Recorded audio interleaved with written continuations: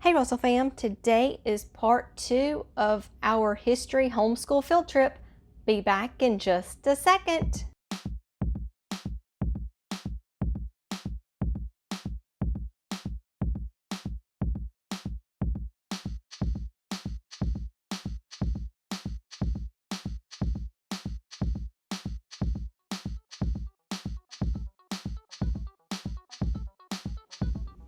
Hi and welcome to our channel. My name is Becky and this is Russell's Loving Life. We also have a blog which is russellslovinglife.com. Please check that out. If you are new to our channel, welcome. We are so glad you are here. Please consider clicking that little subscribe button and that bell notification so you get notified every time we upload a new video. If you are a returning Russell fam, we are so glad you are back. In today's video, we are going to do the red tour on the USS Alabama. That is going to be below deck, the stern of the ship, the crew's living space, the crew's gallery, bakery, brig, barber shop, and laundry. The USS Alabama was commissioned August 16, 1942. She earned 9 battle stars. Her crew shot down 22 enemy airplanes during World War II. The ship is 680 feet in length with a beam width of 108 feet 2 inches. She is registered at 35,000 tons, which is also 70 million pounds. But under battle conditions, she weighed in at well over 45,000 tons or 90 million pounds. Her assigned crew was 120 officers and 2,205 enlisted. So at any given time, she could have 2,500 men on board. Our first stop on the red tour is the engineer's office. The ship's engineer had to be very organized in order to keep the ship operational. This is where officers of the Auxiliary Electrical and Propulsion Division did their paperwork and record keeping. Records of fuel, expended miles steamed, condition of the power plant, and efficiency of operation were maintained in this office. Additionally, up to 40,000 gallons of fresh water was distilled daily. Our second stop is the General Workshop. The General Workshop was full of different machines. Each machine used various bits and attachments. Number 3 on our tour. As today, one of the accepted food groups during World War II was grains. To help satisfy that need, fresh bread was baked on board every day. The aft end of the bakery was where the bread cooling racks were located. Bread loaves were kept upright for cooling and storage. Pastries, pies, and other treats were prepared in the bakery as well.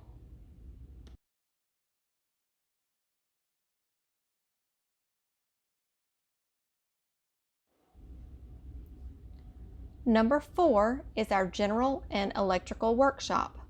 Battleships routinely seemed far from home. South Dakota class ships like the Alabama had a range of 15,000 nautical miles at 15 knots with full tanks.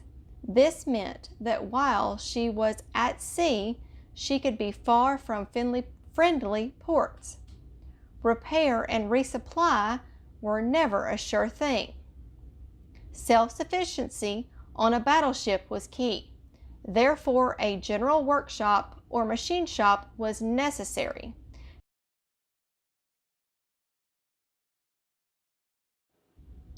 Stop number 5 is the crew's gallery. Can you imagine feeding 2,500 crewmen 3 meals a day every day? It happened in the crew's gallery. Enlisted sailors and Marines were fed breakfast, lunch, and dinner in 4 shifts, both sides of the kitchen. At each meal shift, crewmen formed a single file or chow line in front of the galley. Meals were served cafeteria style while kitchen servers placed the prepared food on the trays. Bottom-heavy china and mugs ensured that liquids would stay put during rough seas. Jugs flared at the bottom to lower the center of gravity and to be given a stable base. The crew's messing compartments. Once the men received their food and beverages from the crew's galley, they ate their meals in open rooms called messing compartments, located on either side of the crew's galley and in other areas of the deck. These areas served a dual function. During the day, it was the place where enlisted men ate their meals. At night, tables were folded and stored in overhead racks, and hammocks would be hung from hooks in the overhead ceiling, turning the area into sleeping quarters. Number 7 is our pressing shop. For official inspections or going ashore, uniforms had to be their best. That meant dress blues and officers' uniforms went to the pressing shop. Number 8 is the scullery. The importance of the health of the crew cannot be understated. One way to ensure healthy men was to sanitize all mess gear. To do this, steam from the ship's boilers were used to scald them of any harmful germs. Next, you will see the crew's berthing space. This is where they slept when they were not on duty. Notice Bailey and Becca jumped up on their bunks to show you how they slept.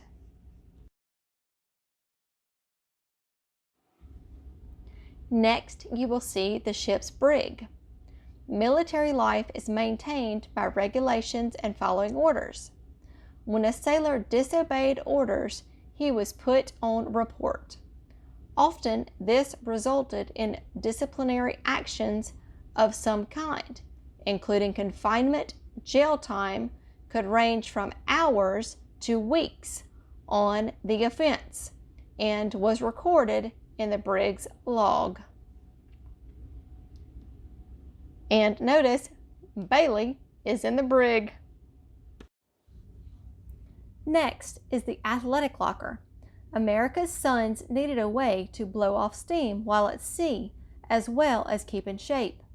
A number of different sports were played by Alabama's crew, including baseball, basketball, and boxing, all of which BB-66 claimed championships in.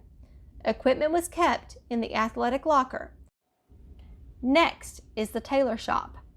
The crew of the USS Alabama worked hard every day. Often their uniforms would need mending as a result. For that, the men went to the tailor shop. Additionally, uniforms needed to be altered for fit as well as to add rank, badges, and stripes.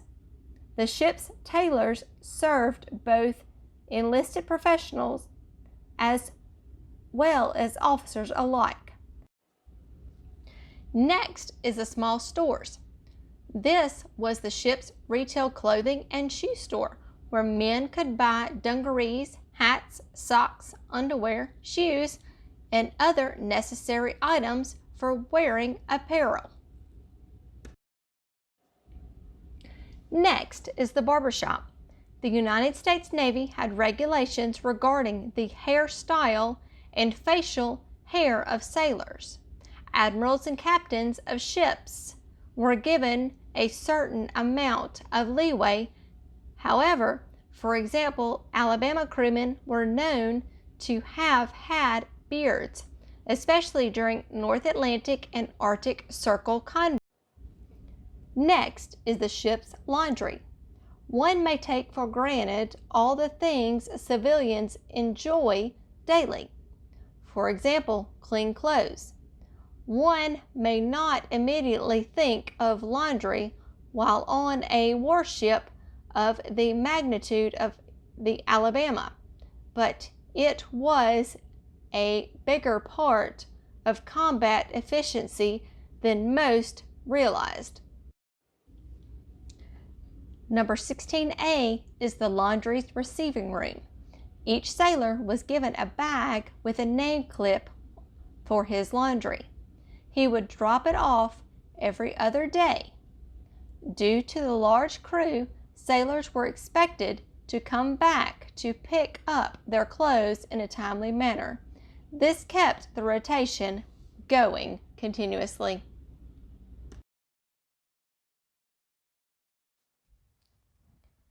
Photography labs. Photography was an often used practice on U.S. Navy vessels. For example, service members needed identification cards. The photo lab provided these pictures for these cards. This ensured security in a time of war. Next is the print shop.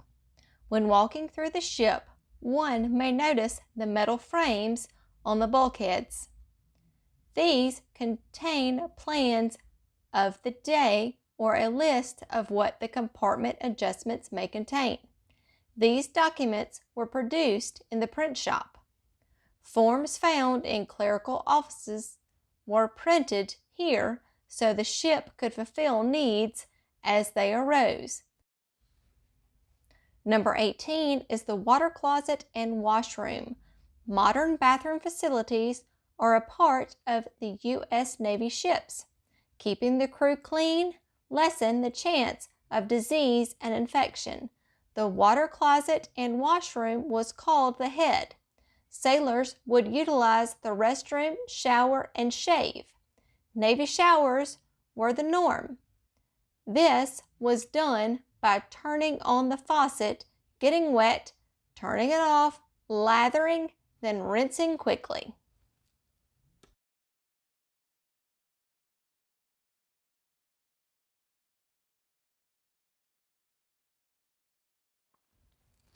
Number 19 is the galley stand. Within the Navy, ice cream was a rare commodity. This was kept in the ship's soda fountain called the galley. Only the larger ships had these, namely the carriers and the battleships like the USS Alabama. Number 21 is the ship's store. The U.S. Navy supplied their sailors with almost everything they needed. Non-essential items were available for private purchase in the ship's store. Anything from candy bars and cigarettes to toiletries and stationery were for sale.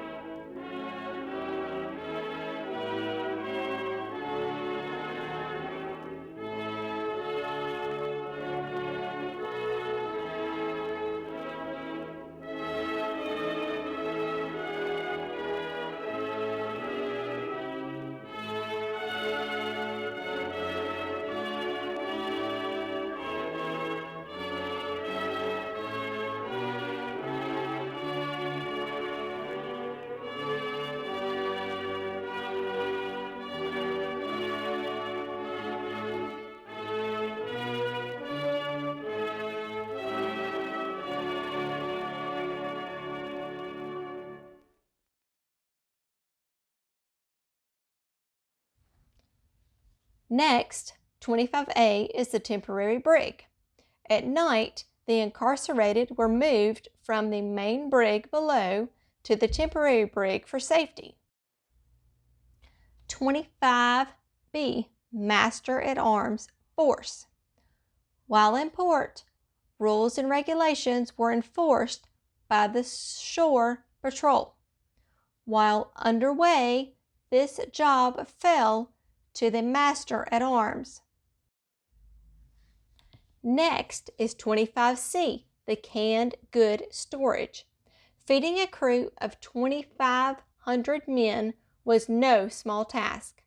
Fresh fruit and meats were available for a time after leaving port, but as time passes, the cooks would run out of fresh ingredients, then turn to other options such as canned goods, powdered milk, and eggs. Rotating menus provided much-needed variety, ensuring sailors have staples of coffee, fresh bread, desserts, and even present bread.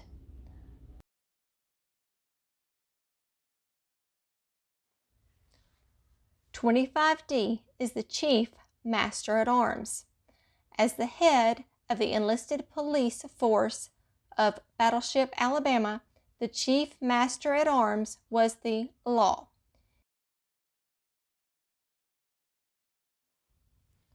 26 is the butcher shop. In every city, you'll find a butcher shop. If a battleship is a floating city, then it must also have a butcher shop. Every day, frozen and refrigerated beef, poultry, and pork would be brought up from the reefers or refrigerators and hung up to thaw. The butchers, part of supply division, would cut and weigh the meat. After processing, they would then deliver it to the crew and officers' gallery to be prepared for their daily meals.